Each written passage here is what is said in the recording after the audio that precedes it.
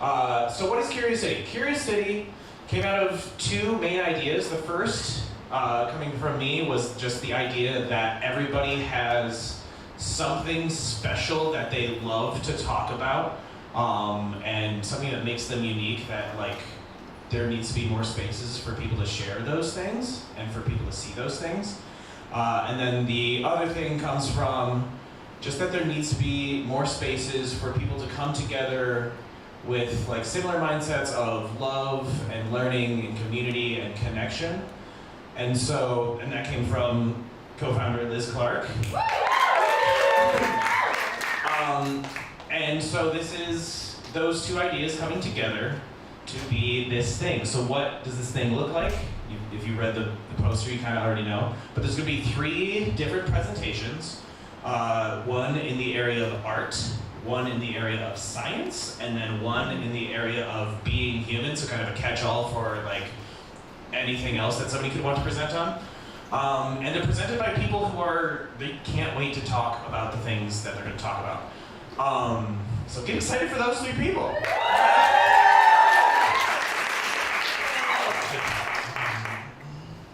Okay, so just to get into the space, we're going to do a quick, I'm going to put the mic down because now you guys got me. I don't need this. We're going to do a quick grounding thing. So everybody just take a deep breath. Feel feet under the floor. Get into the space, feel the energy of being in the space with a bunch of people that came here in the spirit of love, learning, connection. Get excited for the fact that you decided to come here and be a part of that. And appreciation for the space, for giving it to us for free, as well as the speakers who put their time and energy into the presentations that you're about to see. One more deep breath. Awesome. Quick couple of ground rules for the night. In addition to don't put your drinks on the ground. You guys watching. Number one, be kind. Pretty simple. Think about what you're doing and ask yourself every once in a while, would a kind person do this? If the answer is no, don't do it. If the answer is yes, keep doing it. Show love and respect to the people that you're going to be interacting with tonight. Did I say the second part of CuriousCity is connecting and having communication with people? Did I say that? Or did I skip that? That's the second half of the evening. The second half of the evening is after the 3 speakers have presented, is you've got name tags about things that you're excited to talk about, and that not just the people who presented are the interesting ones. All of you are also the interesting ones. All of us are also the interesting ones. So you're going to be able to have connection and community with the people that are in this space too, is the second half of the thing. So the ground rules are mostly for that. So yeah, be kind. Show love. Got them actually written out. Participate and challenge by choice. So like if you're somebody who's only here to talk to the people that they know, awesome. Keep doing that. If you came with somebody you know, you're like, I want to meet some new people. Do that. And all along the way, be accepting of the fact that people may want to participate, may not want to participate. If you want to just like sit on the side and watch people talk, also acceptable. And then finally, keep yourself and others safe. So just like as things are happening, if you see things going on, if you see somebody putting their drink on the ground, just like keep an eye out for yourself and for each other. Can you get everybody's thumbs up that you do those things? Awesome. Okay, so now we're going to do a quick thing to officially start the evening before I bring up our first presenter. It's called the firework clap. So you're all going to do this with me, and it's going to be the way that we begin and end tonight's show. It starts like this. And it comes up.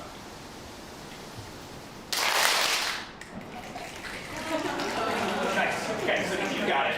We're going to do it one all together, kind of a little bit faster.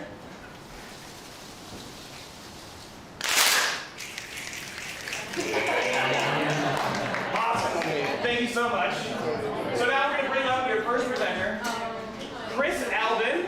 is a professional winemaker making wine for the past 15 years in Australia, Missouri, and throughout California. He is known for his technical research approach to winemaking, but believes that winemaking is ultimately about the land, the people that the wine comes from. He lives in the town of Sonoma, California, and is head of winemaking for a winemaking consulting firm that works across Napa and Sonoma counties. So give it up for first presenter, Chris Allen.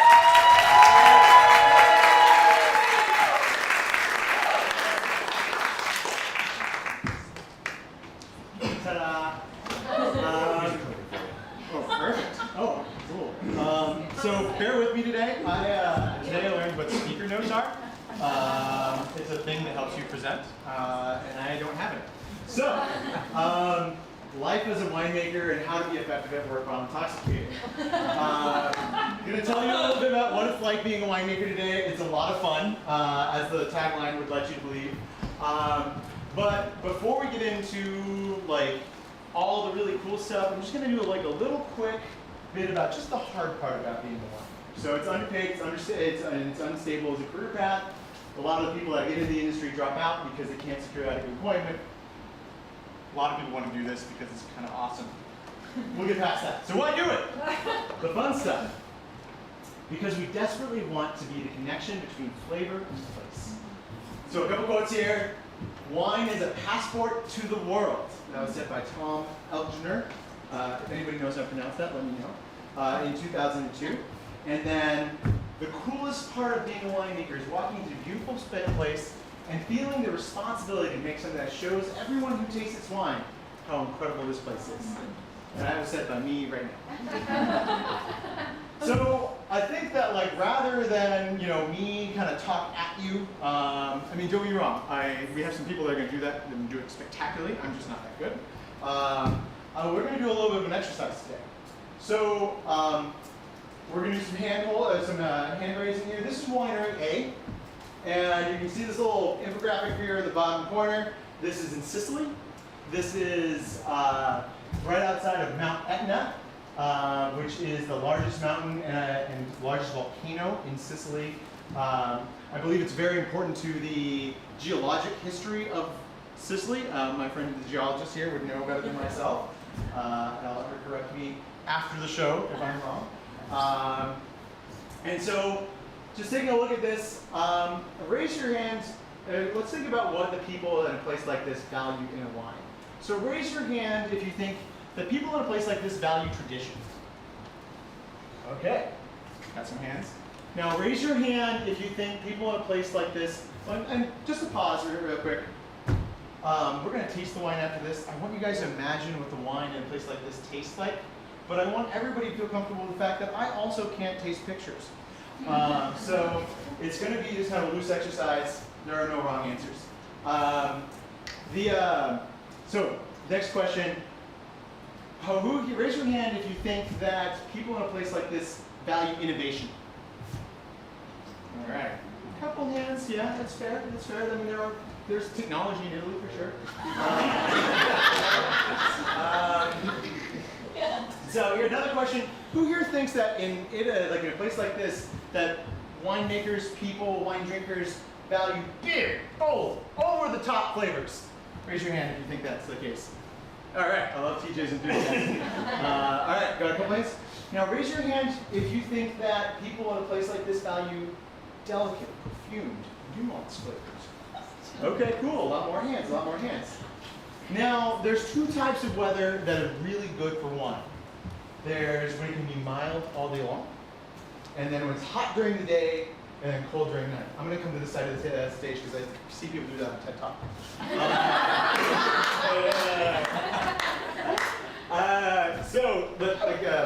What do people think is happening here? Do you think this is mild all day long? Raise your hand if you think it's mild all day long.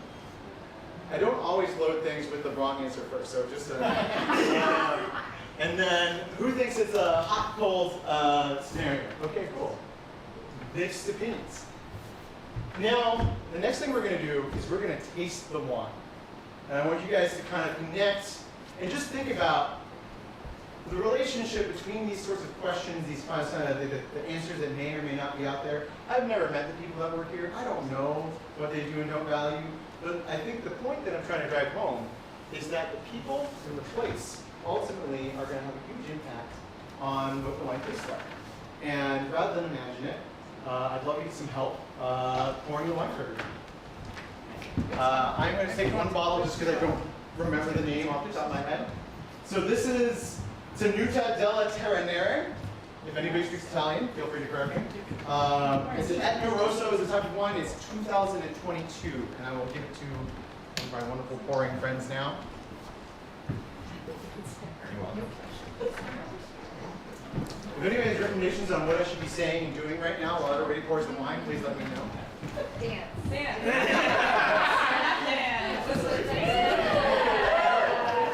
You do your cartwheels? You know what? That would be a fun experiment because it's been like 30 years. Cheers. Cheers, Mom. Cheers. Cheers. Alright, so I found something I should just share, and that is that, see I'm doing more crisscrossing like that. A few thoughts about how your palate works, and how is a really fancy way for all of saying all the things that smell and taste things. Taste works in two ways. So there's smell, and then there's everything that happens on the tongue.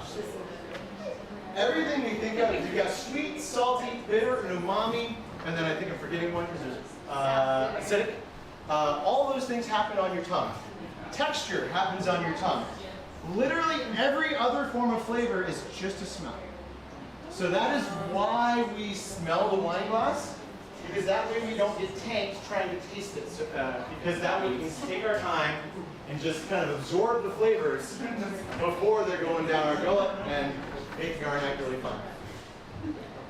So take your time, enjoy the wine.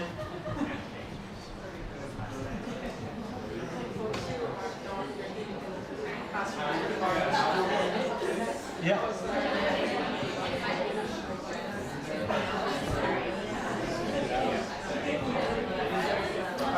One more question on this before we move on to the next winery. For folks who aren't drinking, you can ask your neighbors to have a smell, because that's where most of the tasting comes anyways, as we've learned.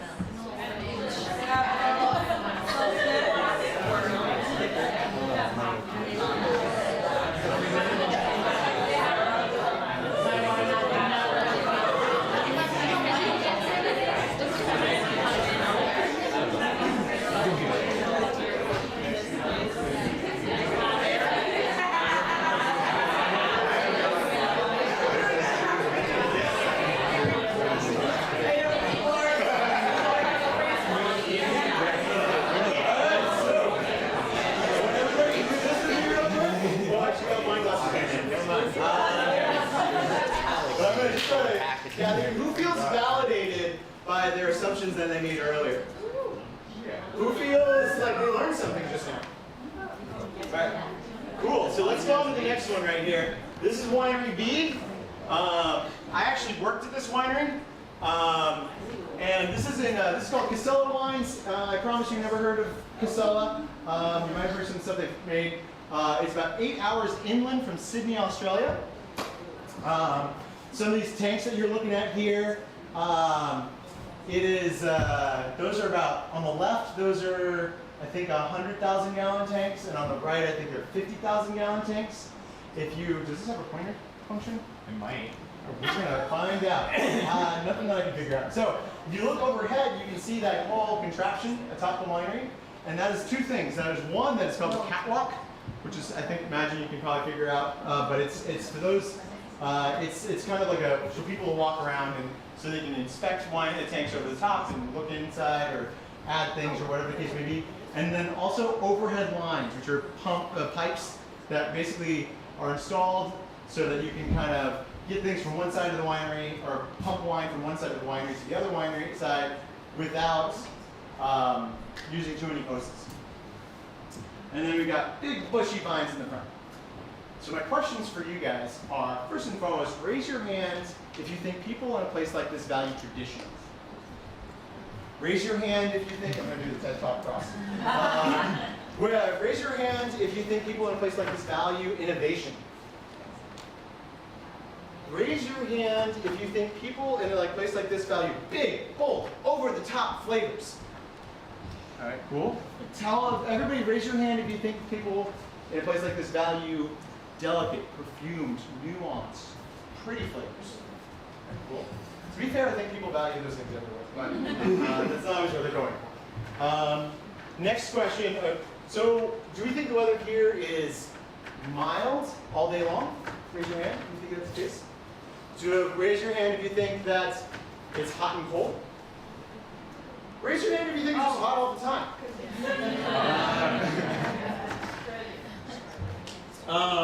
Here's another question. Raise your hand if you think these people, the people here value quality. Fair, they are. We're just trying to do the best they can. Raise your hand if you think people here value cost. All right. So I know people just got poured wine. Are you ready for the next one? All right, cool. So you probably haven't heard of Casella, but you probably have heard of Yellowtail. This is the winery that produces Yellowtail.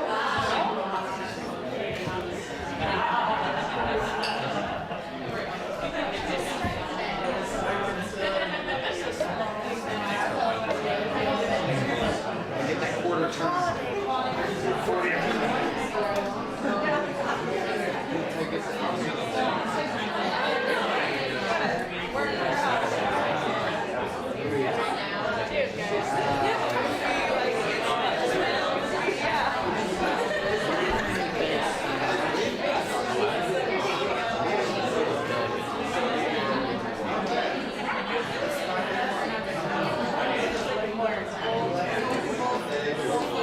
Red wine.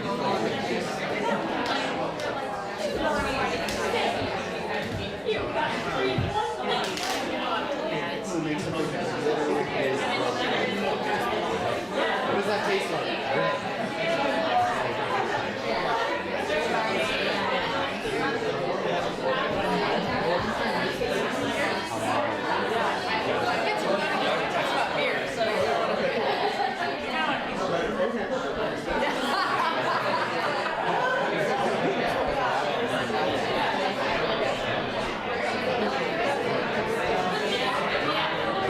Where's the blue? White, blue, all of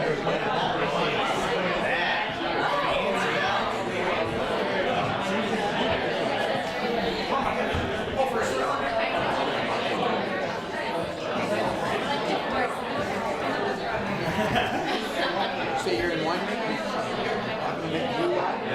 know a sales guy.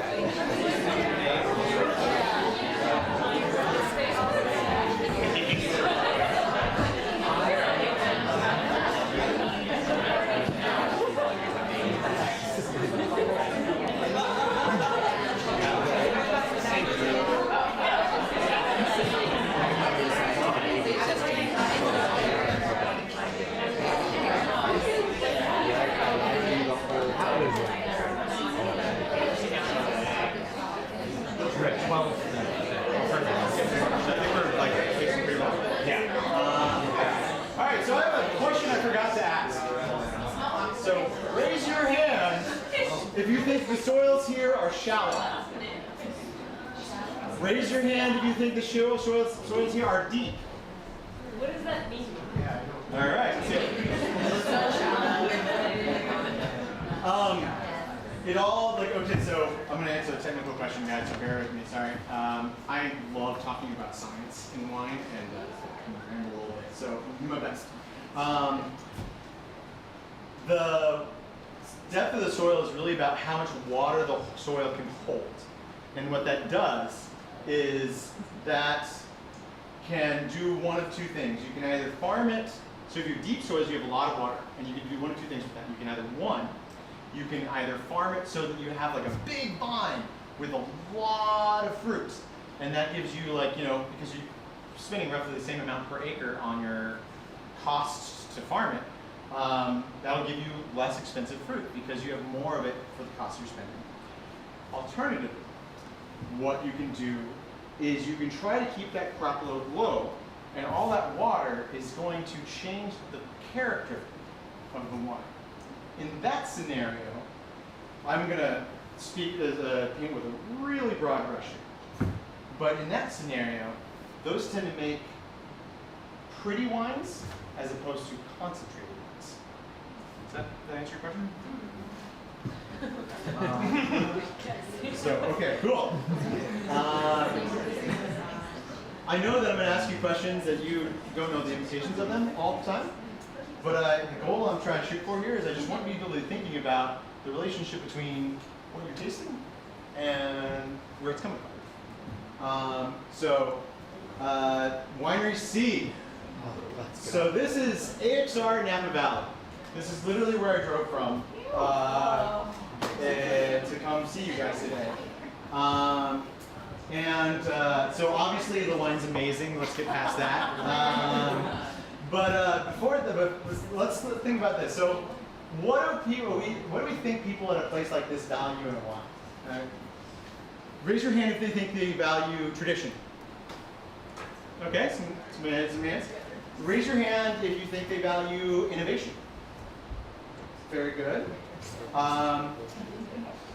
Raise your hand if you think they value like big, bold, over the top, in your face flavors. All right, got some hands. Raise your hand if you think they value, pretty, nuanced, delicate flavors. All right, got some more hands. Now, do we think that the weather is hot and cold? Raise your hands. Yeah, people who've lived in California, they know. Raise your hand if you think it's mild all day long. Okay. Raise your hand if you think the soil is shallow. All right, got some hands. And raise your hand if you think the soil is deep. All right, cool. All right. Without further ado, let's try the AXR next cat. Another splash. Is that enough? We always want a holiday board.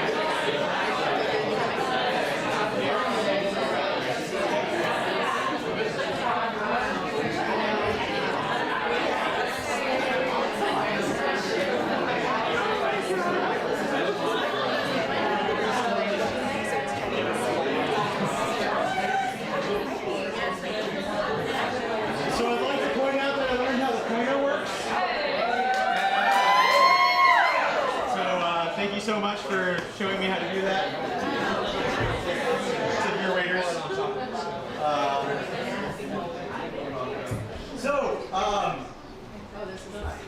I hope everybody likes it. I think what I'm trying to get at though here, this is another place. Actually, I went to that place and then this place. This is called Rosy Wine. What I'm trying to get at here is that the place drives what a wine tastes like. There's a lot of factors. We've got checking out my new skills here. The weather, the soil, the values of the people there, and the goals and the resources of the people. Now, wish I could talk about that with you all day, but we only have so much time, and people love to ask me for wine buying tips, so here we go. One thing I would recommend to everybody is that the more specific the region on the bottle, generally speaking, the more craftsmanship in the wine. Another way of thinking is, and this goes back to the relationship between flavor and place, right? So the more that they're trying to showcase a place, the chances are the more they have to be proud of. Next thing I would say is that high-end examples of inexpensive, which is basically not famous, regions are usually, and better is very subjective, better than low-end examples of expensive or famous places. So in another way of thinking about it, I'd rather have somebody who comes from an unfamous place putting everything they got into a wine than somebody from a famous place being like, like this is kind of a secret. If you need examples of expensive and famous regions, Napa Valley, don't judge me. The Russian River Valley, Bordeaux, Burgundy, Barolo, Brunello del Montalcino, and Champagne. Inexpensive regions might include Amador County, Monterey County, Anderson Valley, kind of, Sancerre, Chianti, Veneto, and Cava. All right, so there is a little bit of a sweet spot of wine purchasing, in my opinion, because like anything else, it's law of diminishing returns. I would say that the sweet spot, and you can barely read this because I chose this particular background, is $20 to $30 is kind of the sweet spot in the sense that where like this curve starts to kind of, that curve right there, that's kind of $20, $30 right there. It is way easier to make a nice, cheap white wine than it is to make a nice, cheap red wine. It takes a lot more resources to make red wine.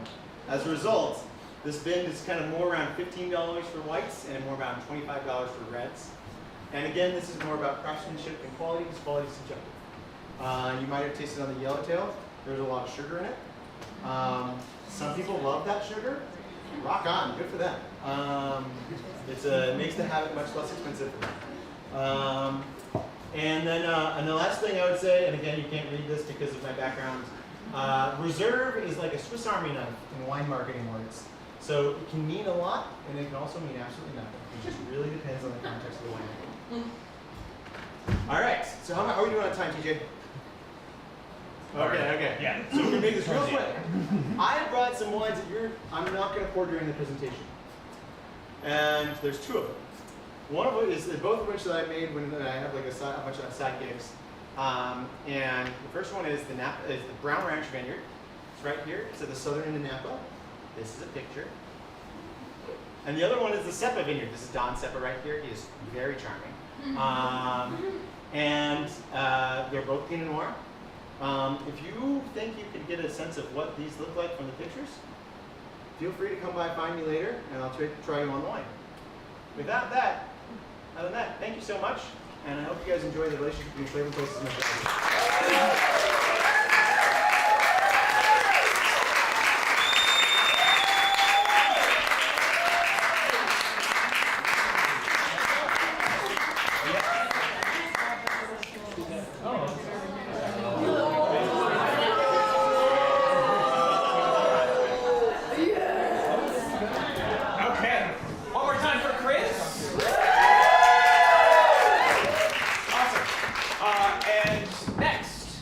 Co-founder of CuriousCity, Dr. Elizabeth Clark, graduated from Duke University in 2013 with a BS in biology and a minor in earth sciences. She has a master's and PhD from Yale in geology and geophysics, where she focused on the origin and evolution of movement and locomotion in invertebrate organisms. She then went on to do a postdoc at Yale researching major evolutionary innovations in plants. And she is currently a postdoc at UC Berkeley, where she is working on insect biomechanics. But today she's going to talk about her true love of marine invertebrates in an attempt to get you to fall in love with them too.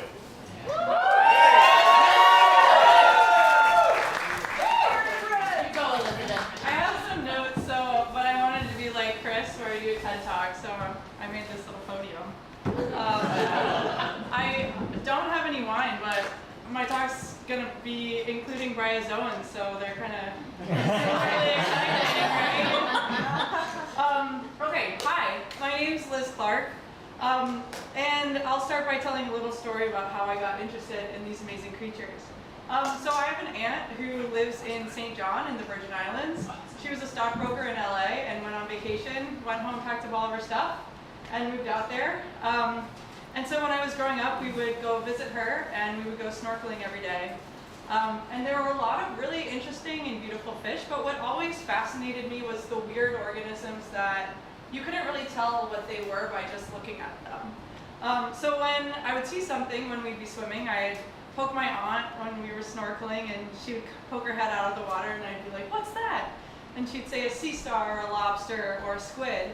But then as I got older, my questions got a little bit more complicated, like, why is it shaped like that? Or why are there so many over here, but there's none over there? Or why are they so brightly colored? And so eventually my wonderful aunt, who's an accountant, no longer could field all of my questions, and was also tired of me poking her every 30 seconds to ask her when she was trying to get some exercise. So I decided to find out some of the answers to these questions myself. So, yeah, I invite you to just take a look at this photo and think about all these strange and beautiful animals, because I'm going to start the talk out by talking about animals that are like us, the vertebrates. So we're part of a group called vertebrates. There's about 75,000 species of us. And these are the major groups of vertebrates: the amphibians, which includes frogs, salamanders, reptiles, which includes alligators, lizards, crocodiles, snakes, mammals, which includes us, which includes monkeys, rodents, giraffes, hoofed animals, cows and zebras, fish, you know, that's pretty self-explanatory. And birds, also kind of self-explanatory as well. Things with wings, government drones. So I think whenever people generally think about animals, they usually think about something in one of these groups, right? Like dogs and cats. And I think we also tend to think of ourselves as being quite different from lemurs, from frogs, from birds, both in terms of like how we perceive the world and how we move around the world and what our lives are like. And it's true, you know, there are characteristics about each of these groups that make them quite different from the others. Birds have feathers, fish have gills, mammals have live young, reptiles shed their skins, etc. But once you really take a look at the biology of these organisms, especially putting them in context of the rest of the biodiversity on the planet Earth, you'll quickly realize that we have a lot more similarities than we have differences. Oh, I'm doing it on my computer, but I'm not doing it here. So this is the Hall of Vertebrates in the French Museum. They the French Museum in Paris is amazing because they kind of just shove all the animals that are similar together. But I think this really demonstrates kind of, you know, if you look at all of the vertebrates, they kind of, there's horses and there's like, you know, whatever. This is a bear, that's a horse, there's a giraffe over here, and then like all these smaller little guys. You know, for the most part, at the end of the day, all the vertebrates have the same parts, just different proportions, biologically speaking. So we in this frog here, we both have a skull, we have a spinal column, we have shoulders, arms, hips, and legs. We both have a head, a brain, a face, muscles, eyes, a digestive system. We sexually reproduce, some of us. So the overall structure and the overall suite and structural characteristics that a phylum, so this large group of organisms, has is something that we call a body plan. So these like major similarities within the group that kind of determine how we move around, how we interact with the world, how our bodies are structured, is something that we call a body plan. And so that's how vertebrates are kind of considered to be part of the group, is that we all have these similar physical features with each other. And the nature of our body plan, as you can imagine, dictates the needs that we have as an organism and the way that we go about meeting those needs. So, our anatomy dictates how we're functioning, how we're set up to function in the world. And I want you to keep that in mind for the rest of the talk. Because of the way that our bodies are structured, there's certain things we assume or take for granted about what it means to be alive. For example, we move around, so we can move from place to place and get the things that we need to survive. We are individuals, and by that what I mean is that we're physically independent and genetically distinct from each other. And we also get older, which is something that I think we kind of assume is a natural part of being alive, right? Well, with all that in mind, let's go back to this photo. So animals that aren't, so none of these are vertebrates. These are all animals, but none of these are vertebrates. And all animals that aren't vertebrates are considered to be invertebrates. And there's a lot of invertebrate groups, and they all look really different from each other. So we know from thinking about vertebrates that an organism's body structure dictates how they interact with the rest of the world, and this shapes how they make a living for themselves, right? So for us, it's kind of intuitive, I think, why we have the body parts that we have and why they're kind of arranged the way that they are. So I think that makes this even more interesting to think about why these organisms are shaped and structured the way that they are and how this relates to how they interact with the environment and make a living for themselves. And I also think as humans, we tend to think that we're so great, but if something is shaped like this weird blob here, like, I don't know, it's just as alive as we are, so it must be doing something that makes sense for however it's interacting with its own environment. So really that intersection between form and function is really the driving theme at the core of the research that I do. So let's organize this last photo a little bit. So each of these groups here is an example of a different phylum, and we're in a phylum with other vertebrates, and a handful of like really weird vertebrates, but that's neither here nor there. That's just a small group. Well, we don't have to get into it. Maybe next time. So each of the groups here is an example of a different phylum of invertebrates, each with a unique body plan. And each of them has really fascinating characteristics that distinguish them from any other group of animals, in the same way that our vertebrate characteristics distinguish us from everything else. So now I'm going to go through some of these groups and tell you about some of my favorite invertebrates. So, first I'm going to have to start with the arthropods. Yes. So these are the groups that include insects, spiders, crustaceans, which includes shrimp, lobster, and crabs. So these organisms are really amazing, I think, because they have an exoskeleton with jointed appendages, which sounds complicated and boring, but what that really means is that, so we have our skeleton on the inside of our body, and our muscles sit outside of our bones so we can move around. But these guys, their bones are basically like tubes that surround the muscles. So the muscles are connected on the inside, and because of that, we basically have the same basic skeletal structure as every other animal in the world, or every other vertebrate, sorry. But these guys have these modular appendages, and because they have this funky way of organizing themselves, they're able to evolve like crazy body structures, like these crabs with these like giant, like long arms, or just specialized features like fleas that can like jump really high, and grasshoppers that have these specialized appendages for jumping, or ants that are really strong. Yeah, so I think it's just interesting that they kind of have the opposite of the skeletal system that we do, but then also because they have this like, they call it like the Swiss Army knife of like appendage creation, which is kind of cool. Reserve. Yeah. So, yeah, reserve. Yeah, exactly. Yeah, they have the reserve of appendages. Thank you. So these are echinoderms. Echinoderms are a group that includes so these guys they actually have an internal musculoskeletal system just like we do. So they have a skeleton on the inside with muscles, just like us, completely independently evolved. But they don't have a central nervous system, so they have to move around and coordinate all of their body parts together without using a brain. And you might think, oh, well, they're just invertebrates, you know, how complicated could that be?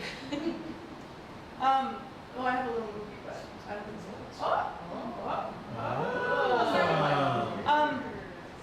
Yeah, so these are brittle stars, and they have 2,500 bones in their arms. So about 500 in each of their arms that they use. I'll just imitate it. Yeah. Like this. And they move like really quickly. This is my version of the TED Talk. So they have these really long arms and they move really quickly, which is really amazing. So they have this independently evolved form of rapid locomotion, and they use 500 bones in each of their arms coordinated without a brain to pull it off. In contrast, we have only about 206 bones in our whole bodies, and we think we're so smart because we have this big brain. These guys can do it, but they don't have any brain at all.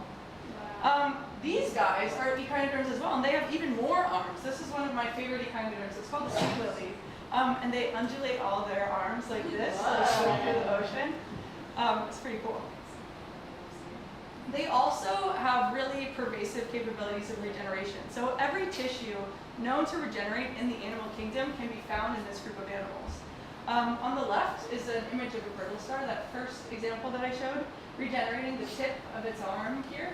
This is its body and this is its arm, and it's regenerating the tip of its arm. And it regenerates all of its muscles and nerves and skeleton and everything, so it's totally functional if it gets cut off. That doesn't happen to us, needless to say. And on the left, and then on the right is a sea cucumber, and it's actually doing something called evisceration, where it shoots out all of its internal organs as a defense mechanism, because nobody wants to eat the outside. Any predator would just want to eat the inside. So they just let them have it. They just get rid of all their internal organs as a defense mechanism to prevent them from getting eaten, and then it regrows all of its internal organs later.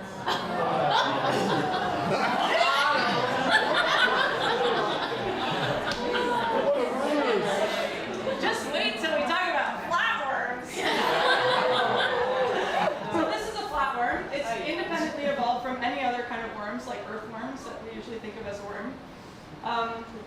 And they have even crazier capabilities of regeneration. So if they get cut through the head, they just split into two. So like, imagine if you like cut your finger, and not only could you heal it perfectly, but that cut turned into another you. It would kind of be a problem, but either way, it is amazing, isn't it? Like, the way that we think about like the loss of body parts and stuff is just not how other organisms think about it at all. And if that's not weird enough, let's talk about cnidarians. So there's two main groups of cnidarians: the jellyfish, which can swim freely through the ocean, and the anemones, which for the most part stay in one place on the ocean floor, although some of them can swim by going like this.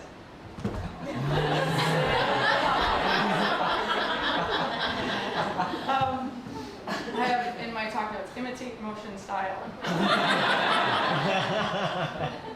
And you might think that the fastest organism in the world is a cheetah, but it's actually this cnidarian here. They have little harpoons that, have any of you got stung by a jellyfish before? Yeah, so this is what's happening. It's amazing. So when you it doesn't feel amazing. So if you brush against their leg, they have all these little like hydraulic, ballistic harpoons that are pressure sensitive. So when you touch it, they explode, and this harpoon shoots out and stabs you in the leg. And it has like a tether to it that gets filled with poison and shoots into your leg. And this one cnidarian holds the record for the fastest organismal motion in the world. That ballistic shooting motion is the fastest motion that's ever been recorded, even by man-made objects, which is amazing. It's like orders of magnitude faster in terms of acceleration than a speed bullet. And this one is so fast that there's no camera in the world that can capture the ejection of the harpoon. I was in a lab where we were using cameras that were given to us to do research by the DoD and the Department of Defense to understand how this was going on. And the cameras couldn't capture the ejection of the harpoon. There would be a photo of the harpoon loaded and a photo of the harpoon that was released, which is really amazing, like a before and after. And this little guy has been in the news. You might have seen this one in the news. It's called the immortal jellyfish, because whenever it gets injured or if there's a problem, it de-differentiates the cells in its body and reverts to a previous developmental stage. So it doesn't get older in the same way that we do. It can kind of like turn back time, like biologically, and start from like afresh with some of its tissues, which is super cool. And there's a lot of organisms, including many vertebrates, that don't age the same way that we do, even like iguanas or like a lot of animals just kind of get bigger and better, and then something like eventually might take them out.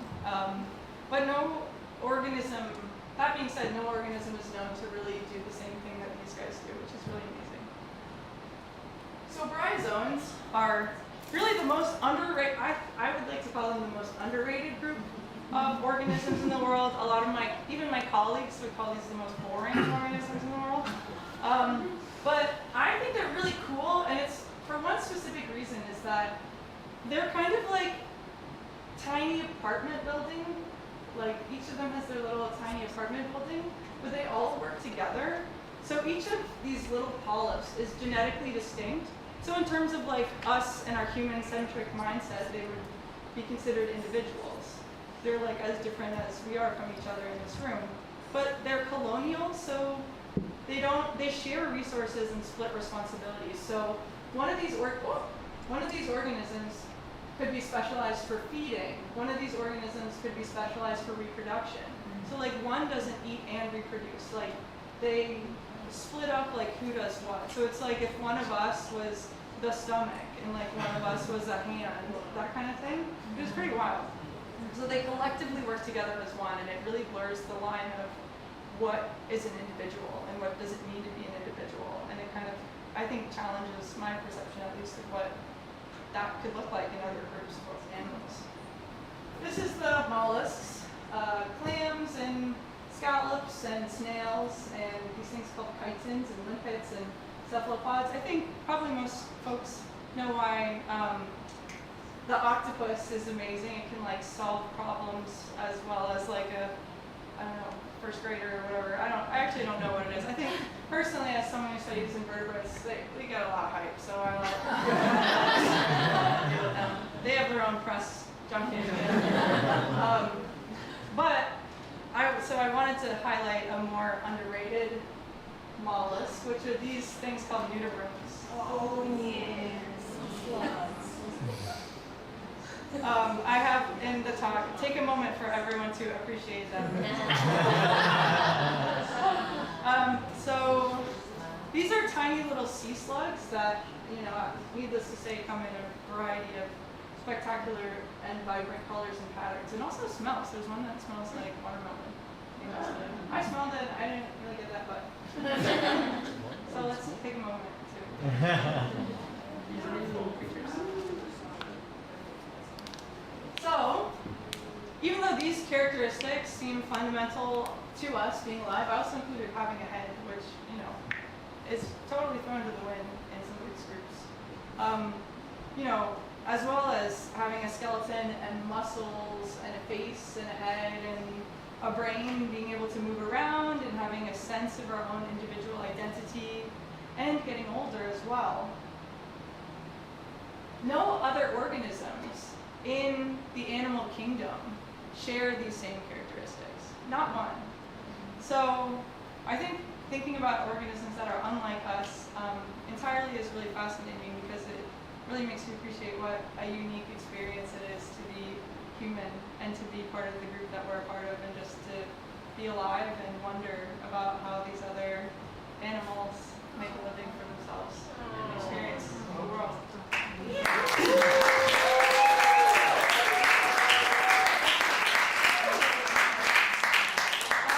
From a practical, aka human-centric standpoint, one reason that marine biodiversity in general is important, because invertebrates have come up with so many amazing, innovative ways of doing things that I think we can learn a lot from, and that we have learned a lot from. So, for instance, the structure of the sea urchin test, like the internal sea urchin skeleton, has provided some inspiration for the design of like certain modular, lightweight, robust architectural designs that are also like visually interesting. Brittle stars, my guys, these guys here that I talked about before, can shift the strategy they use for locomotion if one of their arms is damaged or lost. So that served as the inspiration for robots resilient to damage.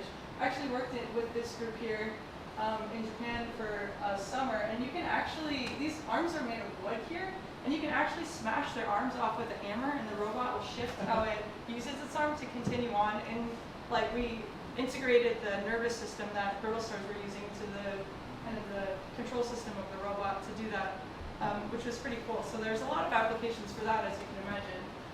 The animals' arthropods, so the jointed appendage guys, things like fleas, grasshoppers, things that have these amazing capabilities of producing force and jumping, striking, like the mantis shrimp as well, have been used to design power amplified robotics, and the super strong octopus body that's also soft and kind of flexible and movable has been used in the design of building new kinds of soft robots as well. And that's just a few examples. But I think there's a more important example for why we should care about marine biodiversity.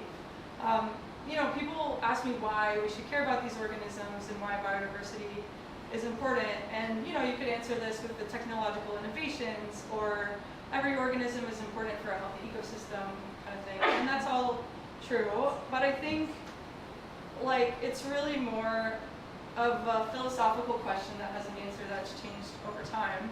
So on the left, this is a diagram of, these are both diagrams of evolutionary relationships. And this one is from the early 1900s, and you can see at the very top of the tree is man, right? The grand epitome of evolution. But we don't really think like directionally like that. Like scientists anyway don't really think directionally. We don't think the whole purpose and point of evolution has been to produce man at the top there. You know, it's more of a kind of, this tree has been made more recently in 2015. And we're just one of the tips at the end. You know, we're not more or less important than any other species that's been surviving and evolving alongside of us. And we don't really have more of a right to be here than anybody else. And that's not, you know, to discount, like being human is amazing. There are a lot of things that make us different from every other organism in the world.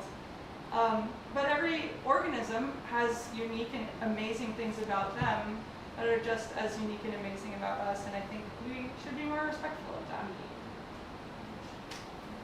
Thank you.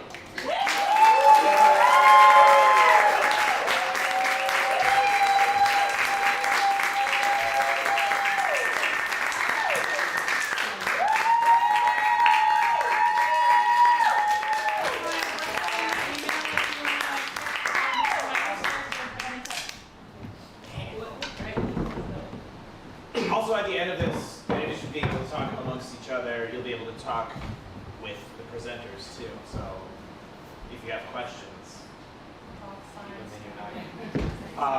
but for our last presenter tonight, speaking of being human, our last presenter is going to talk about being human.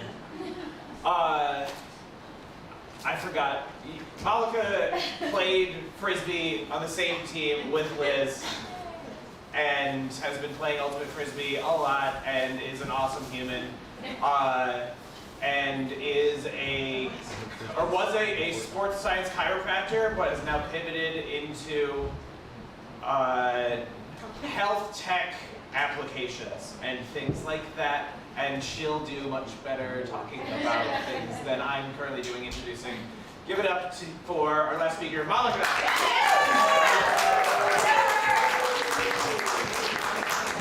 Hello everyone. I first want to start off with great job to Liz and Chris.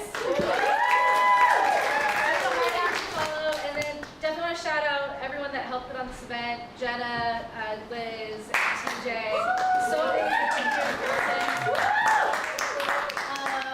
I got tasked the topic of being human, which I am human, so I know a lot about. I thought one of the biggest challenges, honestly, was like the last few talks I have done have been on Zoom, so I was like, I don't even know what to do from the waist down anymore.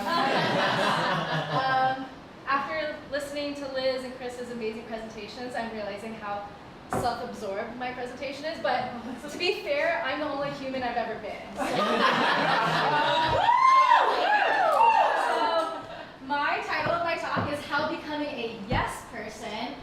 be a national team coach for the country of Colombia. Hey. What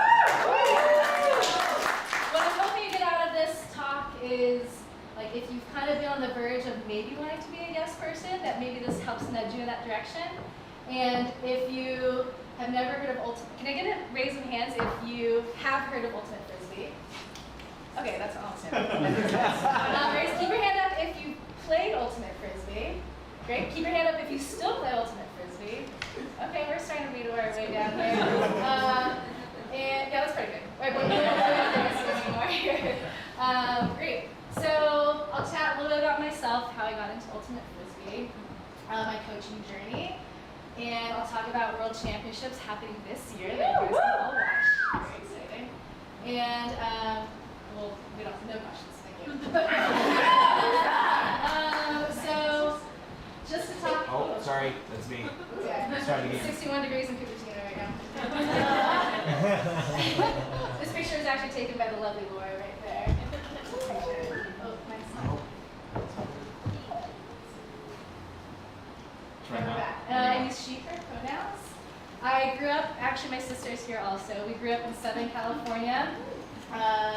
Loved surfing, loved everything in the water. I just came back actually this morning. Actually, I had a flight back for tomorrow morning, then realized that this is tonight, and it wasn't a Zoom thing, so I bought a ticket for this morning.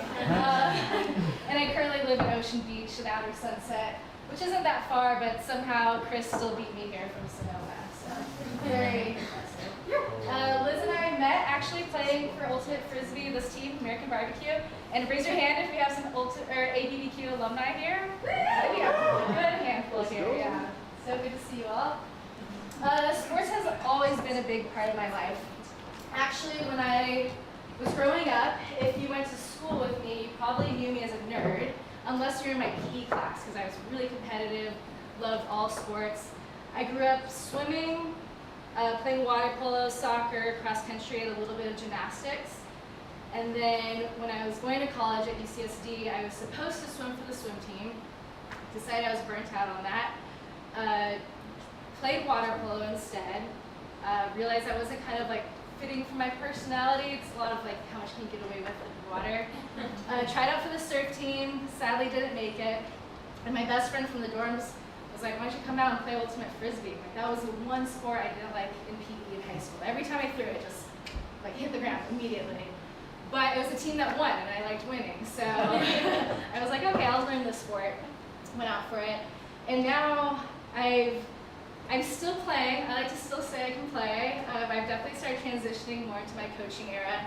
I started coaching junior lifeguards, so it's a lot of surf racing, a lot of runs, paddleboarding in the ocean. Then coached high school swimming, high school water polo, and now Ultimate Frisbee. For even though all of you know Ultimate Frisbee, I'll still give a little explanation. Most of Ultimate Frisbee is played on a field the size of a soccer field or a football field, usually 7 versus 7. But there are various forms of Ultimate Frisbee. There's a beach version, that's 5-on-5 or 4-on-4 usually. There's an indoor version that's smaller. And basically you're advancing down the field by throwing the disc. You can't run with the Frisbee, and you're trying to catch in the end zone for a point. And it usually ends in a game to like 15 or 13, kind of depending on the tournament. So let's get a little video here. I think this should work. Of Ultimate Frisbee.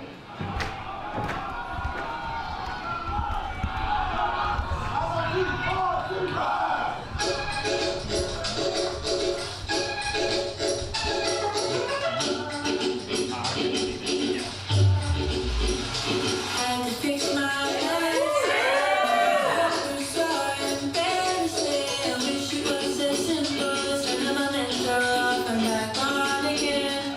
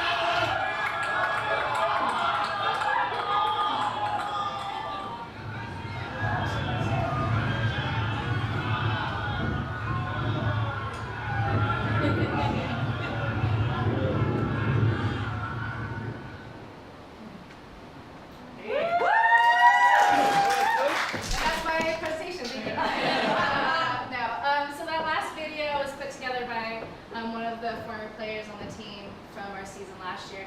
But that team's called Revolver, and it's a San Francisco-based team. If you didn't know, San Francisco's home to two of the most winningest teams, maybe even three. Revolver has historically won a lot of championships, I think at least 6. Fury is the women's team in the Bay Area, and they've won at least 7 national championships. I think Revolver's won 4 world championships, and Fury has also won, I think, at least 4. So it's very cool to be in San Francisco with Ultimate Frisbee. My first Ultimate Frisbee coaching gig came from Revolver. I had previously worked with them since 2013 as their team kind of trainer. I am a sports chiropractor. And I spent from 2013 to 2018 as the person that took care of all their injuries, managed their rehab and all that. At the end of 2018, it was, I think, predicted that we're going to lose at least half the guys on the team for the roster and the coaches. So the captains came to me and they asked me, want to coach? And my exact answer was like, did you ask everyone else? I remember thinking like, this is Revolver, like I can't coach Revolver. I've actually never even coached Ultimate Frisbee before. But after talking with them, they said I'd have a lot of support. I was like, okay, I'm gonna try it this year. That year, we made it to nationals, which was very exciting. I think we placed still in the top 8. I can't remember. But 2 years later, I actually ended up getting like runner-up for Coach of the Year for the nationwide. With obviously a lot of help for the team. So let's think about the next coaching adventure now. So fast forward to 2021, I get a message in my inbox that says, hello, we're a team based in Bogota, Colombia. We have heard some good things about you. We're want to see if you wanted to coach. And I was very confused. I was like, this is probably a scam, but I'll answer it anyway. It wasn't like an emphatic yes. It was kind of like, okay, what's going on here? I asked them, like, what do you expect of me? Do you expect me to move down to Colombia? Can I do it fully remote from San Francisco? And their answer was like, we'll take you any way we can get you. So I was like, that sounds pretty easy. I can meet that standard. So then I was like, this is a great way to practice my Spanish, do some traveling, which I love to do. So I was like, okay, that sounds great. First year I coached, we got 5th at Columbia Nationals, which was very exciting. The second year, last year or 2 seasons ago when I coached, we got 2nd, which was very cool to play in the finals, a huge stadium in Cali, under the lights. It was very exciting. And then this last year we ended up winning nationals. Very, very exciting. It was one of those like, okay, what team are we going to play in the finals? Scouted them the whole tournament. Taught a defensive strategy about 20 minutes before the finals game, and like came out, like beat them pretty handedly, which was very, very exciting. I go down to Colombia about monthly at this point, but my fingernails say vamos oso right there. So that was one where I'm like, okay, I'm starting to get it. I'm not saying did you ask everyone else in the world before asking me. I'm like, okay, I'm exploring, ultimately said yes, still great outcomes. And then just from like having this international experience, I started getting asked like if I would coach at little international clinics. Mostly in Colombia to start. Ended up having a clinic in Nicaragua, like northern Nicaragua. And then one time I did play on Team Kenya, that's another story. But they asked if I would come teach like a clinic for the women of Uganda and Kenya in Kisumu, Kenya. So I was like, okay, that sounds great, I'll go. I'm like, okay, yes, lots of logistics, but ultimately said yes. Ended up going last year. It was like the most rewarding thing ever. I think one of the ladies got in a car accident on the way to the clinic and still came and participated. And like most of the, like I would say only about 1/8 of them had cleats. Like some of them were playing Crocs, barefoot. And it was to the, like I'm from San Francisco, so I'm pretty soft when it comes to heat. And I could only stand in the sun. I had to take multiple breaks in the shade because I was getting too hot standing. And they're constantly repping what they were learned in this heat all day for the 2 or 3 days of the clinic. I was still kind of like coming to these clinics. I'm like, okay, like I can run these clinics, but I'm gonna need help from someone that's a a bigger name in ultimate frisbee scene. So I kind of recruited some top-notch players to come help me with each of these clinics, just to kind of like fortify, I guess, the offering of the clinic. We ended up raising, I think, over $1,000 for these women, and I was able to donate. I think there's some people here that actually donated some jerseys, shorts, cleats, and I got to like bring a huge luggage to Kenya to donate to all of them. So it was a great experience. So yeah, hesitant, getting more confident, said yes, and it was, again, one of the most rewarding experiences. This last year, the Colombian Disc Federation, so in Colombia, you have like a sports sector of the government, and for like the sports federation, they give money to kind of various sports, one of them being ultimate frisbee. So I think because ultimate frisbee in Colombia has done well against international teams, it actually has like a lot of clout in Colombia. So even right now, when I go down there, I get to work out and like at the gym at the National Training Center, like the Olympic Training Center.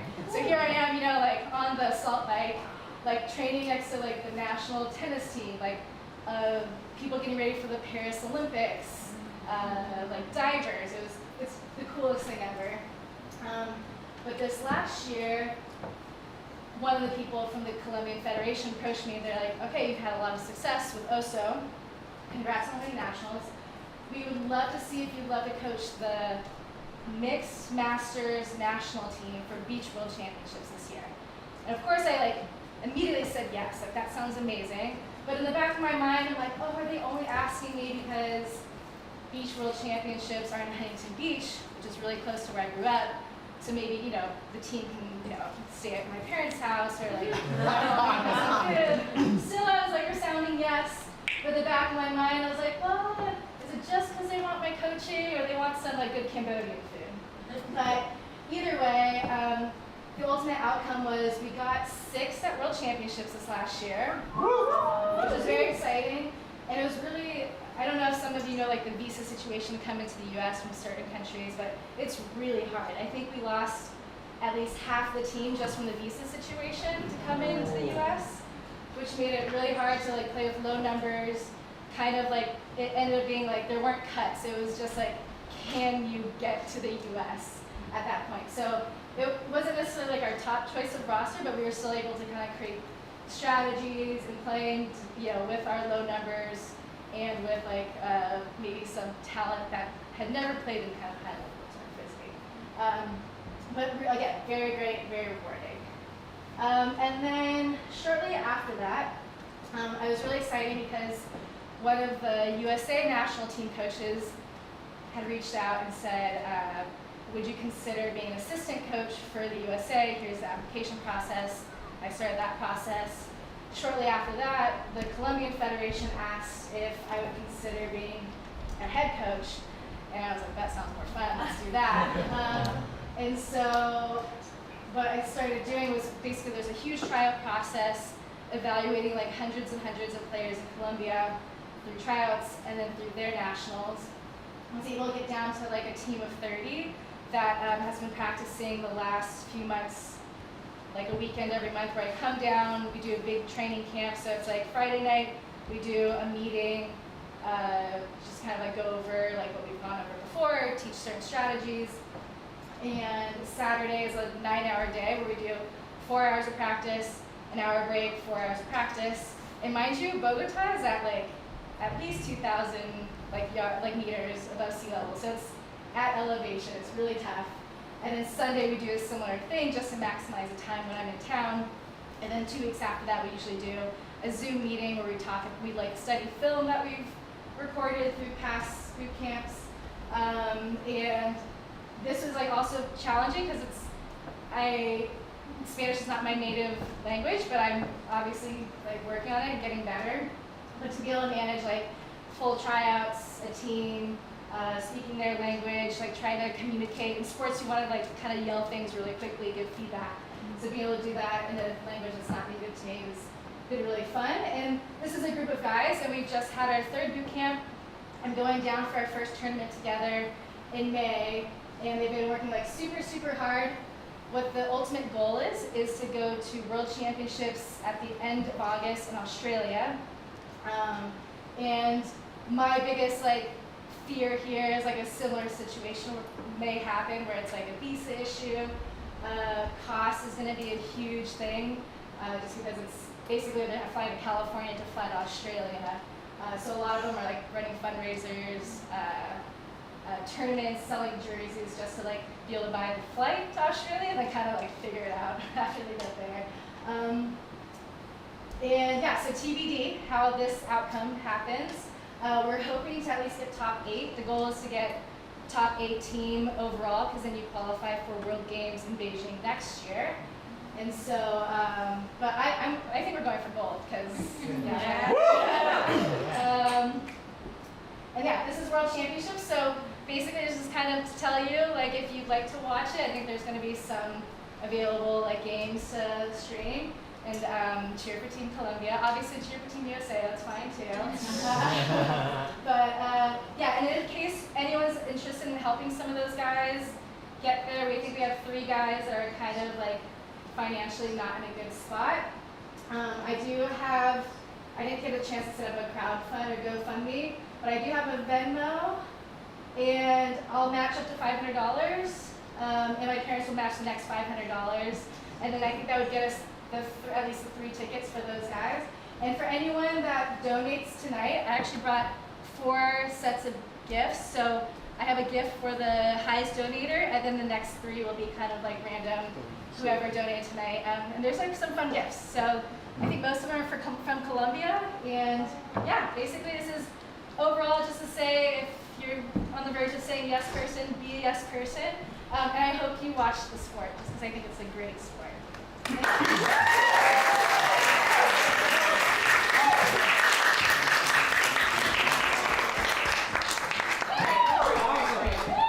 Keep it going for Malika and the rest of our speakers tonight. So that concludes the speaking or being presented at portion of the evening. And for the next portion, I want to remind people of a couple of the ground rules. 1, be kind. 2, challenge by choice, participate by choice. And 3, take care of your own safety and take care of the safety of others. So now we're going to invite you all to have conversation with fellow attendees, move throughout the room. At the start, if I could have people who are in folding chairs or who are able to help move folding chairs, just fold those folding chairs up and move them over to this little room over here, being careful of all the things in there. And also, prior to leaving, we're going to have like some final announcements. And the way I'm going to signal that those final announcements are going to be taking place is I'm going to come up here and put my hand up in the air and go shh. If you see me doing that,